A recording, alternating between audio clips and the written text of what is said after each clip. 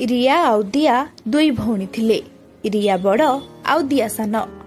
दुई जण देखिबाकू बहुत सुंदर थिले आउ पाठ मध्य दुई जण बहुत भल पढुथिले।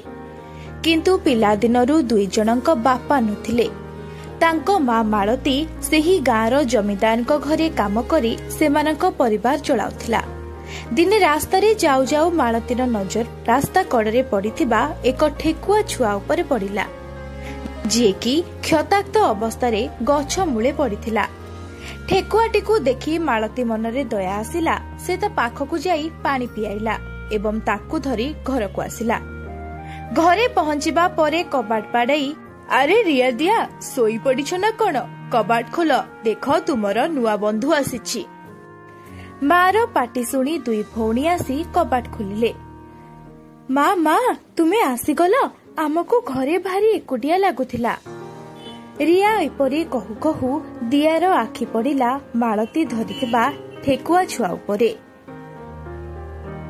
से पचारिला, एही ठेकुआ छुआटीकू केउठु पाइल, आउ याकू एपरी रक्ताक्त किए कला?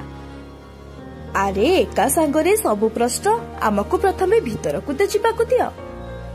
तीन जण भितरकू गले। मालती घर कणरे एक बिछଣା पारि देई ठेकुआटीकू सुआई देला एवं दुई झियंकू सबु कथा कहिला। किपरि रास्ता कड़रू से एही ठेकुआकू उद्धार करी आनिथिला। मां ठारू सबु कथा सुनि सारिबा परे रिया कहिला,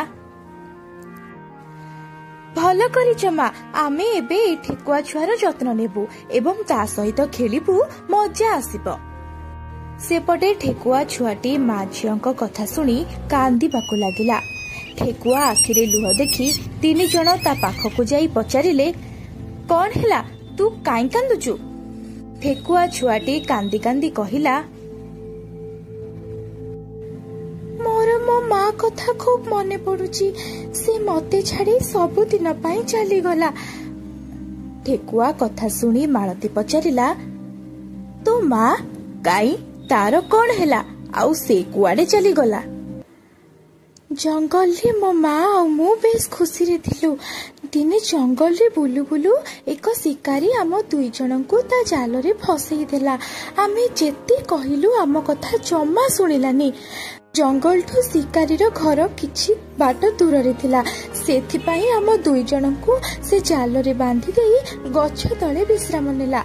शिकारी सोईबा परे मो माँ मते कहिला, मु किछि बाट काढिकी तते एठू बाहर करदेबी, तू आस्ते आस्ते जालरू बाहरी दौड़ी पड़ाइबू। माँ कथा सुनी ठेकुआ छुआ कहिला, नाई माँ, मु तुमको छाड़ी कुआडे जिबिनी, तुमे जुआडे जिबो मु मध्य तुम सहित जिबी। मते शिकारी मारिदब, आउ तू मो सहित रहिले से तते भी मारिदब। मु दांतरे ए जाल काटुची, तू एठू खसी पड़ा। एहा कही ठेकुआ छुआर माँ जाल को काटिबाकू लागिला। एतिकिरे शिकारीर निद भांगीगला। से जाल को कांधरे धरी गाँ को बाहरिला।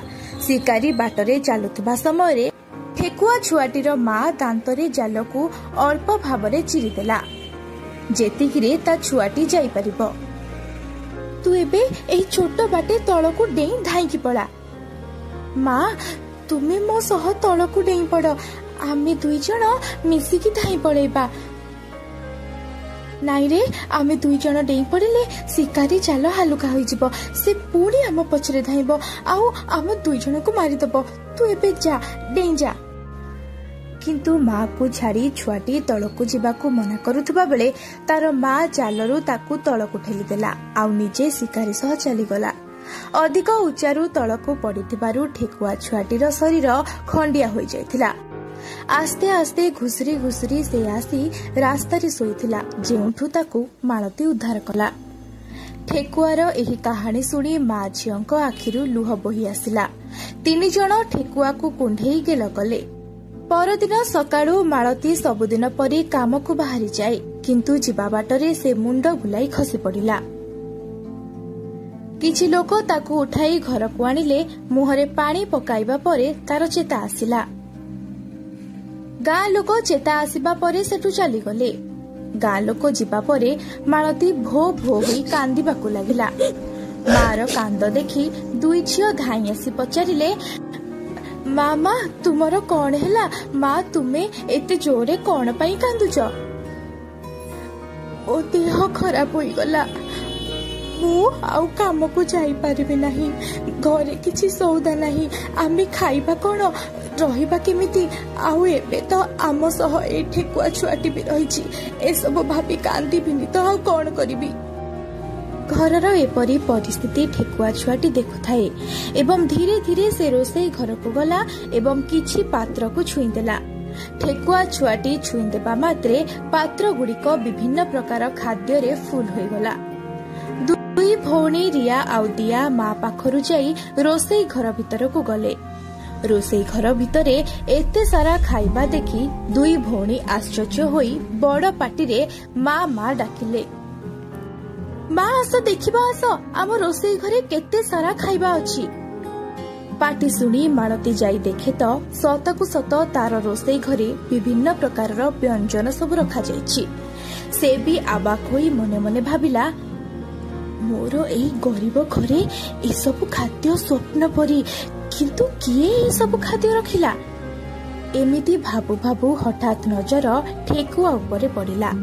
ठेकुआ को पचारिबारु से सब कहिला, माँ तुम्हें आश्चर्य हुअनी, ये सब खाद्य मु रखिछि, मु एमिति सेमिति ठेकुआ नुह, मु हेउछि गोटे जादूकरी ठेकुआ। तुम दुख मु देखि पारिले नाही, सेथिपाई मु जादू बलरे ए सब खाद्य रखिछि। जदि तू गोटे जादूकरी ठेकुआ, तेबे तू निजे शिकारी कबलरू तो माँ को बंचैलुनी? नाई माँ, मु आ मो माँ दुई जनक पाखरे जादूकरी शक्ति थिला, किंतु आमे ए शक्ति को निज सुविधा पाई व्यवहार करि परिबु नाही। अन्य केही विपदरे थिले सेही समय रे केवल ताको सहाय्य करिबा पाई व्यवहार करि परिबु। से दिन रास्ता रे केते लोक मते देखिकी अणदेखा करी चली गले। मो शरीर रे केते खंडिया होइथिला, किंतु तुमे मो पाखरे अटकी मते घर को आनी मोर सेवा कल। तुमर ही साहाय्य बदल रे मु तुम विपद समय रे एतिकी करि परिबेनी। ठेकुआ छुआर एई सब कथा सुनी मालती ताको कोळाई नेला। ठेकुआ छुआटी तीन जनंकु घर बाहर को नै कहिला, माँ एही देख, तुम पाई मु एही दुकानटी तैयारी करिछि, एथिरे विभिन्न प्रकार सौदा जिनिस मध्य रखि देछि। तुमको आ बाहर को जाई काम करबा को पड़िबनी, घर सामने रही एबे तुमे निजर रोजगार करि परिबो।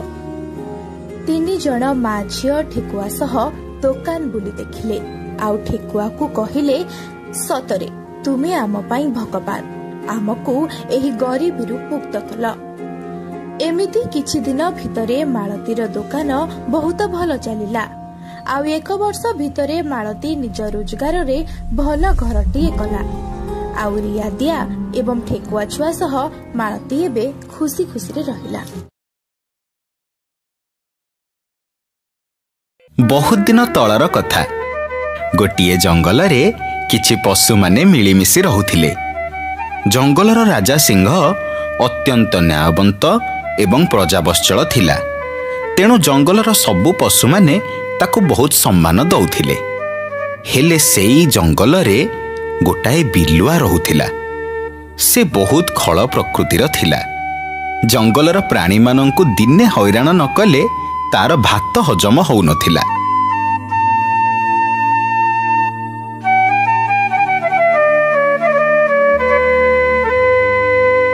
कियो मांकड़ भाई, गछ डालरे बसी कौन करुच? कौन आउ करिबी भाई, आज मो झियर शाशु घरु ता शाशु ससुर आसुचंती तो, तेणु तांको पाई कौन खाइबा को आनिबी भाबुतिली। एई गोटे कथा, एथिरे भाबिबार कौन अछि जे तमे आम जंगल पछपटे जो बरगछ अछि सेठिकी जाउन, सेठी एबे बहुत बढ़िया कोली हेइची। कौन कहूच भाई? अरे आउ डेरी न करी शीघ्र जाओ, नहले आउ किए सबु कोली तोलिकी नहीं जीव। तमे सत कहूच तो भाई, से कोली गुड़ा भल मिठा हब तो? मला मु खाइची बोली तुमको कहूची ना, मु काई तुमको मिछ कहिबी कहिल? हौ भाई मु एबे जाउची। ଯାଅ ଭାଇ ଯାଅ, ଏମିତିକା କୋଳି ଆଣିବ ଯେ ତମ ସମୁଦି ସମୁଦୁଣୀ ହାତ ଚାଟି ଖାଇବେ, ଆଉ ଗଲାବେଳେ ଘରକୁ ବି ନେଇକି ଯିବେ। ବିଲୁଆ ଭଲ ଭାବେ ଜାଣିଥିଲା ଯେ ଜଙ୍ଗଲ ପଛପଟ ବରଗଛରେ ଯୋଉ କୋଳି ଗୁଡାକ ଫଳିଥିଲା ସେଗୁଡାକ ଭଲ କି ପାଚି ନଥିଲା। ହେଲେ ବିଲୁଆ ତ ଚାରି ଦୌଡ଼ି କଟା। ମାଙ୍କଡକୁ ହଇରାଣ ହଉଥିବାର ଦେଖି ଟିକିଏ ଖୁସି ହବ ବୋଲି ସେ ତାକୁ ମିଛ କହିଲା। ମାଙ୍କଡ ବି ଆଉ ଡେରି ନକରି ବରଗଛ ପାଖରେ ଯାଇ ପହଞ୍ଚିଲା। ବରଗଛ ପାଖରେ ପହଞ୍ଚିବା ପରେ ମାଙ୍କଡର ଭାଲୁ ସହ ଦେଖା ହେଲା।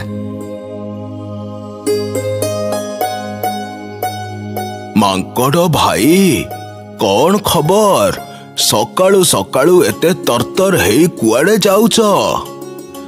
କୁଆଡେ ଆଉ ଯିବି ଭାଇ, ମୋ ସମୁଦି ସମୁଦୁଣୀ ଆଜି ବୁଲିବାକୁ ଆସୁଛନ୍ତି ତ, ତେଣୁ ଏଇ ବରକୋଳି ଦିଟା ନବାକୁ ଆସିଥିଲି।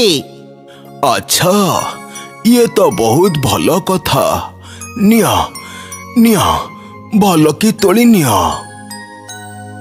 ମାଙ୍କଡ ଗଛରୁ କୋଳି ତୋଳିବାକୁ ଚେଷ୍ଟା କଲା। ହେଲେ କୋଳିଗୁଡା ଯେହେତୁ ବହୁତ ଉପରେ ଫଳିଥିଲା, ମାଙ୍କଡ ସେ ପର୍ଯ୍ୟନ୍ତ ପହଞ୍ଚି ପାରିଲା ନାହିଁ। ସେ ଭାଲୁକୁ କହିଲା, ଭାଲୁ ଭାଇ, ମତେ ଟିକେ ସାହାଯ୍ୟ କରିବ?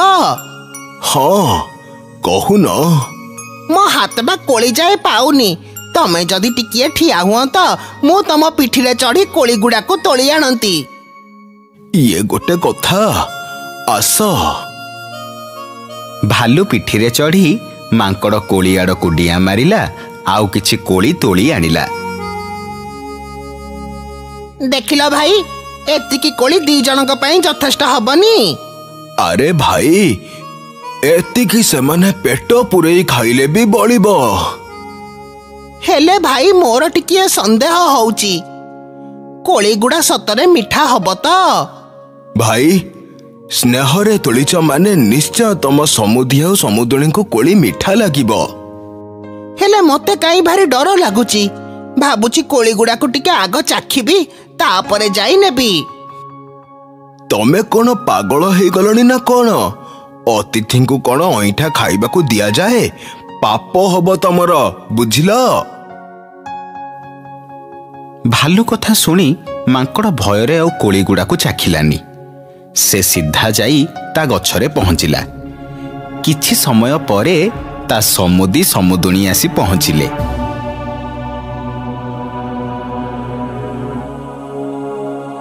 ମାଙ୍କଡ ସେମାନଙ୍କୁ କୋଳି ଖାଇବାକୁ ଦେଲା। କୋଳି ଗୁଡାକ ଏତେ ଖଟା ଥିଲା ଯେ ସେମାନେ ତାକୁ ଖାଇପାରିଲେନି। ଶେଷରେ ସେମାନେ ରାଗି ଯାଇ ମାଙ୍କଡକୁ କହିଲେ, ଇଏ ଆପଣ ଆମକୁ କଣ ଖାଇବାକୁ ଦେଲେ ସମୁଦି? ଆମକୁ ପାଣି ମୁନ୍ଦାଏ ଦେଇକି ବିଦା କରିଥିଲେ ପଛେ ଆମେ ଖୁସି ହେଇଥାନ୍ତୁ, ହେଲେ ଏଇ ଖଟା କୋଳି ଗୁଡା ଦେଇକି ଆମକୁ ଆପଣ ଅପମାନ ଦେଇଛନ୍ତି। ଥାଉ, ବହୁତ ହେଇଗଲା। ଆମେ ଆଉ କେବେ ବି ଆପଣଙ୍କ ଘରକୁ ଆସିବୁନି।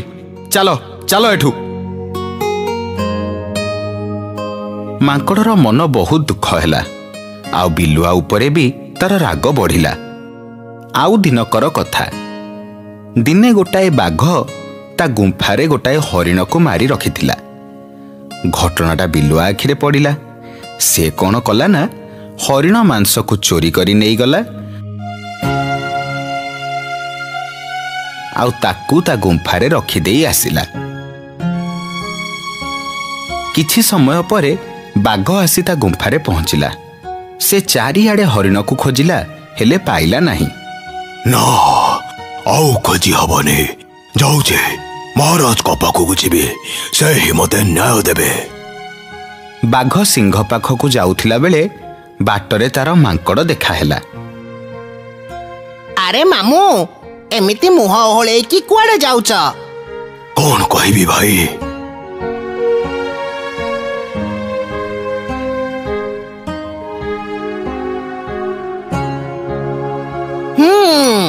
ଚୋର କିଏ ମୁଁ ଜାଣେ। କିଏ? ବିଲୁଆ। ବିଲୁଆ ହିଁ ଚୋରି କରିଥିବ। ହେଲେ ଏ କଥା ତମେ କେମିତି ଜାଣିଲ? ସବୁ ଜଣା ପଡିଯିବ। ଯଦି ତମକୁ ମୁଁ ଏବେ ଯାହା କହିବି ତମେ ଯାଇ ସିଂହ ମହାରାଜଙ୍କ ଆଗରେ କହିବ, ତାହେଲେ ସବୁ ଜଣା ପଡିଯିବ। ହଉ, କୁହ। ମାଙ୍କଡ ବାଘ କାନରେ ଗୋଟାଏ ଉପାୟ କହିଲା। ଦୁଇ ଜଣ ସାଙ୍ଗ ହେଇ ସିଂହ ପାଖରେ ଯାଇ ପହଞ୍ଚିଲେ। ସେମାନେ ଦେଖିଲେ ଯେ ସିଂହ ପାଖରେ ସବୁ ପଶୁମାନେ ଛିଡ଼ା ହେଇଛନ୍ତି। ସେତିକି ବେଳେ ବାଘ କହିଲା, ମହାରାଜ, ମୁଁ ଆପଣଙ୍କ ପାଇଁ ଗୋଟିଏ ଉପହାର ଆଣିଛି। ଉପହାର? କି ଉପହାର? ମହାରାଜ, ଆଜି ସକାଳେ ମୁଁ ଜଙ୍ଗଲ ବାହାରକୁ ଶିକାର କରିବାକୁ ଯାଇଥିଲି। ସେଠି ଗୋଟେ ବଡ଼ ହରିଣ ଶିକାର କରି ଆପଣଙ୍କ ପାଇଁ ଆଣିଛି। ଧନ୍ୟବାଦ ବାଘ, ହେଲେ ମୁଁ ଏବେ ସାଙ୍ଗେ ସାଙ୍ଗ ଗୋଟାଏ ଛେଳି ଖାଇକି ଆସିଛି, ତେଣୁ ମୋତେ ଏବେ ଆଉ ଭୋକ ଲାଗୁନି। ତୁ ଗୋଟେ କାମ କର, ତୁ ତାକୁ ମୋ ଗୁମ୍ଫାରେ ରଖିଦେ, ମୁଁ ପରେ ଯାଇକି ଖାଇବି। ବାଘ ସାଙ୍ଗେ ସାଙ୍ଗେ ଗୋଟାଏ ପାତ୍ର ନେଇ ସିଂହ ଗୁମ୍ଫାରେ ରଖିଦେଲା। ଆରେ ଇଏ କ'ଣ? ସେ ବାଘ ଆଉ ମୋର ଚୋରି କରିଥିବା କଥା ଜାଣିପାରିନି ତ? ନା, ଗୁମ୍ଫାରେ ଯାଇ ଦେଖି ଆସେ। ବହୁତ କଷ୍ଟରେ ସେ ହରିଣ ମାଂସ ଚୋରି କରି ଆଣିଛି। ଯଦି ସେ ବାଘ ଗୁମ୍ଫାରୁ ମାଂସ ନେଇଯାଇଥିବ, ତାହେଲେ ମୋର ସବୁ ପରିଶ୍ରମ ଶୁକୁଆ ପୋଡ଼ାରେ ଯିବ। ବିଲୁଆ ସେଠୁ ଦୌଡ଼ି ପଳେଇଲା। ଆରେ ଏ ବିଲୁଆ କୁଆଡ଼େ ପଳେଇଲା? ମହାରାଜ, ମୁଁ ବହୁତ କଷ୍ଟରେ ଗୋଟାଏ ହରିଣ ଶିକାର କରି ଆଣିଥିଲି, ହେଲେ ଗୁମ୍ଫାରେ ପହଞ୍ଚି ଦେଖିଲି ଯେ କିଏ ମୋର ଶିକାର ଚୋରି କରି ନେଇଛି। ତେଣୁ ବାଘ ମାମୁଁ ଆଉ ମୁଁ ଗୋଟାଏ ଯୋଜନା କରିଛୁ। କି ଯୋଜନା? ସେ କଥା ଆପଣ ପରେ ଜାଣିବେ ମହାରାଜ। ଆପଣ ପ୍ରଥମେ ଆମ ସହ ଆସନ୍ତୁ। ସିଂହ ବାଘ ଆଉ ମାଙ୍କଡ଼ଙ୍କ ସହ ଯାଇ ବିଲୁଆର ଗୁମ୍ଫାରେ ପହଞ୍ଚିଲା। ସେଠି ସେ ଦେଖିଲା ବିଲୁଆ ତା ଗୁମ୍ଫାରେ ମଲା ହରିଣଟାକୁ କାମୁଡ଼ି ଧରିଛି। ଦେଖନ୍ତୁ ମହାରାଜ, ଏଇ ହରିଣଟାକୁ ମୁଁ ଶିକାର କରି ଆଣିଥିଲି, ଆଉ ତାକୁ ଏଇ ବିଲୁଆ ଚୋରି କରି ନେଇ ଆସିଛି। ନାଇଁ ମହାରାଜ, ଏଇଟା ମୋ ଶିକାର। ବାସ୍, ଆଉ ମିଛ କହନି ବିଲୁଆ, ତୁ ଚୋରି କରିଛୁ। ଯଦି ଚୋରି କରି ନଥାନ୍ତୁ, ତାହେଲେ ସେଠି ହରିଣ ମାଂସ କଥା ଶୁଣି ସାଙ୍ଗେ ସାଙ୍ଗ ତୋ ଗୁମ୍ଫାକୁ ଦୌଡ଼ି ଆସି ନଥାନ୍ତୁ। ଶୀଘ୍ର ଏଇ ଜଙ୍ଗଲ ଛାଡ଼ି ପଳା, ନହେଲେ ତତେ ମୁଁ ଆଜି ମାରିକି ଖାଇଯିବି। ବିଲୁଆ ଅପମାନିତ ହେଇ ଜଙ୍ଗଲରୁ ପଳେଇଲା। ଆଉ ବାଘ ତା ଶିକାର ନେଇ ଖୁସିରେ ଗୁମ୍ଫାକୁ ଫେରିଲା। ଏଥିରୁ ଆମେ କ'ଣ ଶିଖିଲେ? ନିଜ ସ୍ୱାର୍ଥ ପାଇଁ ଅନ୍ୟକୁ ବିପଦରେ ପକେଇବାକୁ ଚିନ୍ତା କଲେ ଆମେ ନିଜେ ବିପଦରେ ପଡ଼ିଥାଉ।